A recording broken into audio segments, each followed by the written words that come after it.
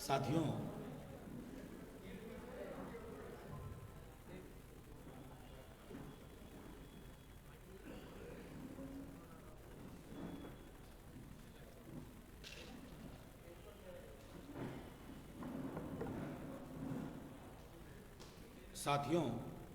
इन 7 बजे का वक्त है। संवाद की श्रृंखला, युवा नौकरी संवाद की श्रृंखला में ये चुनाव के पूर्व की आखिरी कड़ी है।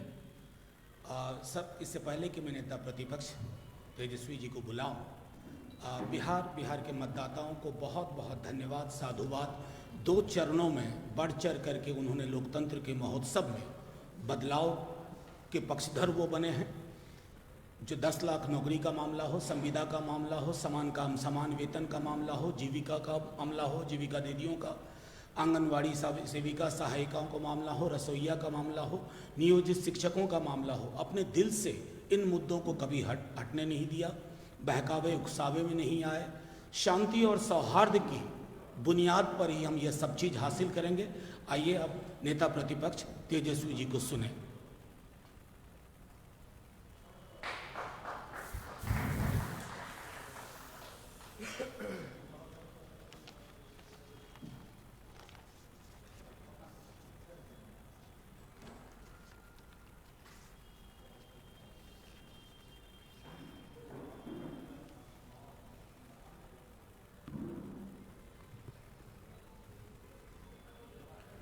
मंच पे पार्टी के प्रदेश अध्यक्ष, हमारे अभिभावक आदरणीय जगदानंद सिंह जी, मंच पे उपस्थित बिहार सरकार में पूर्व मंत्री आदरणीय श्याम रजक जी, मंच पे उपस्थित एमएलसी आदरणीय सुनील जी, मंच पे उपस्थित तनवीर हसन साहब जी, Urmila Thakur ji, Manoj Jha ji, print electronic media के हमारे दोस्त और सभी सोशल मीडिया, फेसबुक के माध्यम से जुड़े हुए हमारे सभी साथीगण, सभी लोगों का आज के संवाद में स्वागत है, अभिनंदन है। और आज तीसरा युवा संवाद, नौकरी संवाद आप लोगों के सामने करने आया हूँ। सबसे पहले 2 चरणों का मतदान हो चुका है। मैं बिहार के मतदाताओं को धन्यवाद देता हूँ और कल जो है तीसरा चरण का मतदान होना है। ज़्यादा कुछ ना कहते हुए मैं सभी लोगों से अपील करूँगा कि बढ़ चढ़ करके लोकतंत्र के इस पर्व का आप लोग भागीदार बने। सभी लोग घर से निकल कर के अपने मत का प्रयोग करें और बिहार के बेहतरी के लिए, बिहार के भविष्य को सुनहरा बनाने के लिए मतदान करें। आप लोगों ने देखा होगा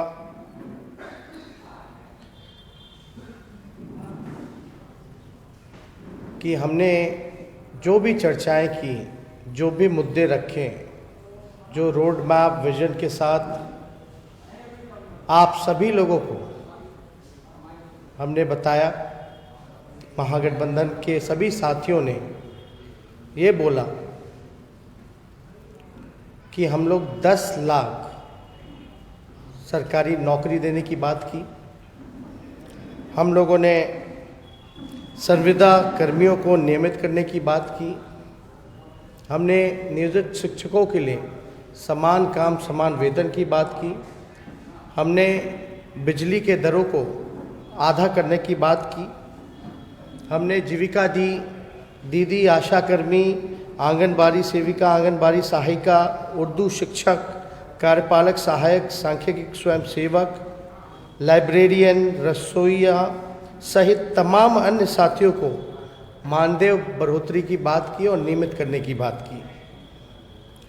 हम लोगों ने किसान, मजदूर, कृषि ऋण माफ़ करने की बात की, किसानों की बात की, नौजवानों की बात की, शिक्षा पे लगभग जो बजट का बिहार का कुल जो आंकड़ा निकल कर के आता आता है वो लगभग पूरे बजट का 22% जो होगा वो शिक्षा पे हम लोग जो है खर्च करने का काम करेंगे। इसकी भी हम लोगों ने चर्चाएं की हैं। हमने किसान आयोग बनाने की बात की, व्यावसायिक आयोग बनाने की बात की, युवा आयोग और खेल आयोग बनाने की बात की है। हमने देश में हर राज्य में कर्पूरी श्रमवीर सहायता केंद्र बनाने की बात की। हमने सरकारी नौकरियों में स्थानीय नीति को लागू करने की बात की। लगभग 85% आरक्षण स्थानीय अभ्यर्थियों को सुनिश्चित हो, इसकी हम लोगों ने चर्चा की। मिथिलांचल में हम लोगों ने जननायक स्वर्गीय कर्पूरी ठाकुर के नाम पर एक विश्वविद्यालय की स्थापना की बात की। हम लोगों ने बिहार के सभी इलाकों, खास तौर पर सारहन, तिरहुत, सीमांचल, मिथिलांचल और कोसी में प्रति वर्ष आने वाली बाढ़ के समाधान हेतु अंतर्राष्ट्रीय विशेषज्ञों के साथ मिलकर कार्य करने का निर्णय लिया है और इसकी भी हम लोगों ने चर्चा की है। हमने उपेक्षित सीमांचल और कोसी क्षेत्रों के स्वर्गीय विकास के लिए सीमांचल विकास आयोग और कोसी विकास आयोग की गठन करने की हम लोगों ने बात की है। और आप लोग देखिएगा, जो बिहार की ज़रूरत है, जो बिहार के लोगों की इच्छाएं हैं, जो मुद्दे हैं ज़मीनी, जिससे बिहार बेहतर बन सकता है, अच्छी शिक्षा मिले, अच्छा अस्पताल हो, हर प्रमंडलीय में सुपर स्पेशलिस्ट हॉस्पिटल हो, इन सारी चीज़ों की हम लोगों ने चर्चा की है। हम लोगों का साफ मानना है कि राजनीति में नकारात्मकता नहीं होनी चाहिए। एक पॉजिटिविटी के साथ पॉजिटिव बात होनी चाहिए, जिससे बिहार का उत्थान हो, बिहार के लोगों की तरक्की हो और हमारा राज्य जो है प्रगतिशील राज्यों में सम्मिलित हो। इसके लिए हम लोग लगातार प्रयासरत रहे। हमने विश्वविद्यालय बनाने की बात की। जात पात धर्म से ऊपर उठ करके और प्रगतिशील बिहार हम लोगों का सपना है कि बिहार बने। जात पात धर्म की राजनीति, नफरत फैलाने की राजनीति बहुत हो गई। अब जो होनी चाहिए, बिहार के उत्थान की बात होनी चाहिए, विकास की बात होनी चाहिए। लगातार लोगों का जो प्यार, समर्थन, आशीर्वाद और जो जन सैलाब हमारे रैलियों में देखने को मिला, साफ तौर पे ये दर्शाता है कि बिहार के लोग मौजूदा एनडीए सरकार, डबल इंजन की सरकार से ऊब चुके हैं। और मुझे पूरा भरोसा है कि मौजूदा जो सरकार है उसका जाना तय है और बिहार के लोग बदलाव चाहते हैं और बदलाव हो करके रहेगा। ये चाहे नौजवान हो, चाहे बुज़ुर्ग हो, चाहे महिलाएं हो, चाहे मजदूर हो, किसान हो, सभी लोगों ने, चाहे व्यवसायी हो, सभी लोगों ने ये मन बनाने का काम किया है। और लगभग आपको हम बता दें 247 जनसभाएं हमने की हैं और लगभग 4 रोड शो किया है। 251 जो हमारा कार्यक्रम रहा, इतने कम दिनों के अंदर जितना संभव हो सका उतना हम लोग जनता के बीच ज़्यादा से ज़्यादा कोशिश रही कि ज़्यादा से ज़्यादा जगहों पर जा कर के अपनी बात को, अपने विज़न को रखने का काम करें। लेकिन जनता में काफ़ी ऊर्जा, जोश और ख़ास तौर पे महागठबंधन के प्रति एक उम्मीद और एक आशा, एक विश्वास जो उनके बॉडी लैंग्वेज में झलक रहा था, मुझे पूर्ण विश्वास है कि बिहार की जनता बदलाव करेगी और जो हम लोगों ने विकल्प रखा है उसको चुनने का काम करेगी। कल जब हम रैली से लौटे हमने बयान देखा आदरणीय नीतीश कुमार जी का, उनकी शायद पूर्णिया में दमदहा में एक सभा रही। उस सभा में वो मेरे ख्याल से आखिरी चुनावी सभा थी। उन्होंने बोला कि अब उनका आखिरी चुनाव है। हम ये कहना चाहते हैं बिहार के लोगों को कि हम शुरू दिन से एक ही बात कहते रहे हैं कि बिहार के मुख्यमंत्री थक चुके हैं, बिहार उनसे संभल नहीं रहा है।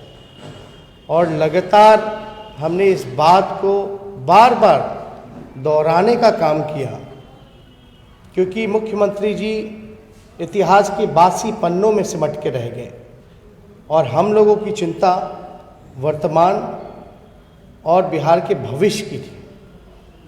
लेकिन मुख्यमंत्री जी ने जो बात हम लोग कहते रहे हैं कि थक चुके हैं, संभल नहीं रहा, कल की सभा में उन्होंने खुद ही घोषणा कर दी कि अब वो राजनीति से संन्यास लेंगे। उन्होंने कहा कि संन्यास लेंगे, उनकी आखिरी चुनाव है। लेकिन हम ये कहना चाहते हैं बिहार के लोगों को, जो व्यक्ति का आखिरी चुनाव है उनको वोट देने का कोई मतलब नहीं है।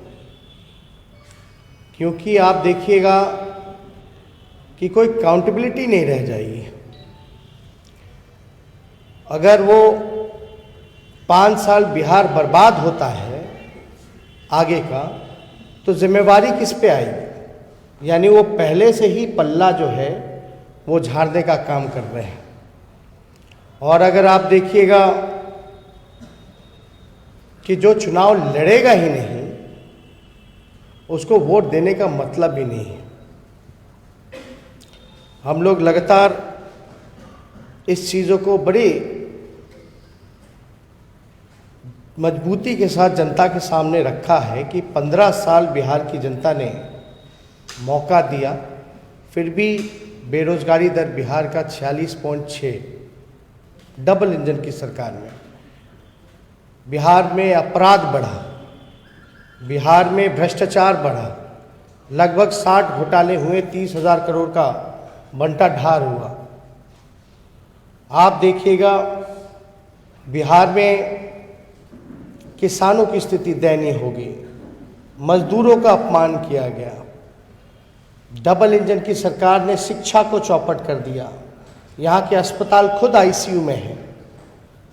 हल्का सा पानी हो जाता है, सांप बिच्छू आईसीयू में घुस जाता है, पानी भर जाता है, कुत्ता जो है वो शव लेकर के अस्पताल से बाहर लेके चला जाता है।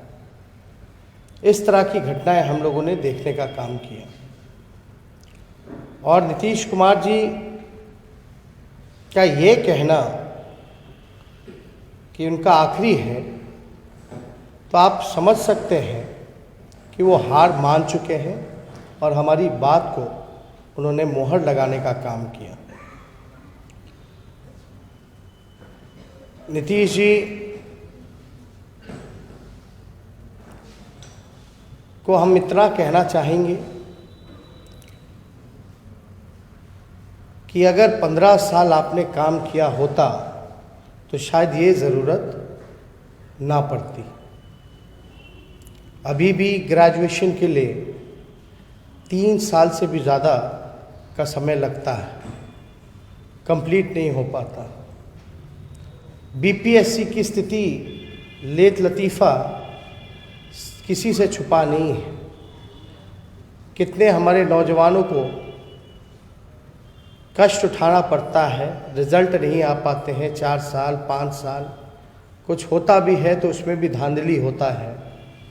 तो पूरे सिस्टम को कहीं ना कहीं से नीतीश कुमार जी ने, मौजूदा डबल इंजन की सरकार ने पूरी तरीके से ख़त्म कर दिखा है। और यही कारण है कि नीति आयोग की रिपोर्ट में बिहार हर एक सूचकांक में फिसड्डी रहा है, चाहे शिक्षा हो, चाहे चिकित्सा हो या कोई भी मामला। यही डबल इंजन की सरकार कहती रही कि बिहार को विशेष राज्य का दर्जा देंगे, बिहार को विशेष राज्य का दर्जा नहीं मिला, बिहार को विशेष पैकेज नहीं मिला। इसलिए हम सभी लोगों से ये आश्वस्त करना चाहेंगे कि हमारी सरकार बनेगी तो जो चीज़ें हम लोगों ने आपके सामने शुरुआत में हमने जो रखा, जो हमारा विजन है, जो संकल्प रहा, प्रण पत्र रहा, उसको हम लोग समय रहते उसको हम लोग पूरा करेंगे और ये सच होने जा रहा है। इसलिए हम बिहार की जनता से ये अपील करेंगे कि जो विकल्प आप लोगों के सामने हम लोगों ने मजबूती के साथ रखा है उसको आप लोग चुनने का काम करें। और मैं आश्वस्त करता हूँ कि लॉ एंड ऑर्डर से हम लोग कॉम्प्रोमाइज़ करने वाले नहीं हैं। जो भी दोषी होगा उस पर ठोस कार्रवाई की जाएगी। किसी भी दोषी को, साजिशकर्ता को हम लोग बख्शने का काम नहीं करेंगे। तो ज़्यादा कुछ हम नहीं कहना चाहते क्योंकि सारी बातें लगभग हम लोगों ने हर जगह पे समय समय पे हम लोगों ने करने का काम किया है। तो जितने भी हमारे सोशल मीडिया और हमारे जितने प्रेस बंधु हैं, जितने भी उपस्थित लोग हैं, उन सभी लोगों को हम धन्यवाद करना चाहेंगे। लेकिन आपको एक बात कह कर के हम अपनी बात को समाप्त करेंगे कि कुछ लोगों को अपनी व्यक्तिगत रूप से चिंता है कि उनको किसी तरीके से 5 साल मिल जाए। उनको बिहार की 12 करोड़ लोगों की चिंता नहीं है। कुछ लोग अपना 5 साल देखना चाहते हैं, बिहार का 5 साल नहीं देखना चाहते। तो उम्मीद करेंगे कि बिहार के भविष्य को बेहतर बनाने के लिए आप लोग ऐसी सरकार चुनने का काम करें। इन्हीं चंद शब्दों के साथ जिसमें बिहार का हित हो, बिहार के लोगों की तरक्की हो, एक आदमी की बात ना हो, 12 करोड़ बिहार की जनता की बात हो। बहुत बहुत धन्यवाद। जय हिंद, जय बिहार। शुक्रिया नेता प्रतिपक्ष तेजस्वी जी, तमाम मंचस्थ हमारे वरिष्ठ सहयोगी, आप सब social media platform, main stream media platform के सभी साथियों का धन्यवाद। आपके माध्यम से ये इस संवाद के आखिरी में मैं सिर्फ इतना कहना चाहूँगा कि बिना किसी अफवाह के तमाम साथी जो जुड़े हैं, बिना किसी अफवाह के को सुने, कान धरे, हमें वो तय करना है कि जो 2 चरणों की परंपरा रही है उसे आगे बढ़ाना है, उभार को बढ़ाना है और ये तय करना है कि विकास, नौकरी, संविदा कर्मिका की बेहतरी के लिए आवश्यक है कि शांति, सौहार्द और भाईचारे का माहौल हो। जय बिहार, जय हिंद।